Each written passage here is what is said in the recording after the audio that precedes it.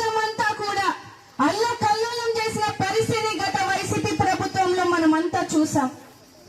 అయినా కూడా మనోధైర్యంతో, ఒక సంకల్పంతో రాష్ట్ర భవిష్యత్తు కోసం, రాష్ట్ర మహిళల భవిష్యత్తు కోసం ఈ రోజు ముఖ్యమంత్రి నారా చంద్రబాబు నాయుడు గారు సూపర్ 6 పథకాలని ఎంత అద్భుతంగా ఈ రోజు ఏడాది కాలంలోనే ఒక్కొక్కటి కూడా నెరవేరుస్తా ఈ రోజు ముందుకు వెళ్తా ఉన్నారు. తెలుగు తల్లి బిడ్డలు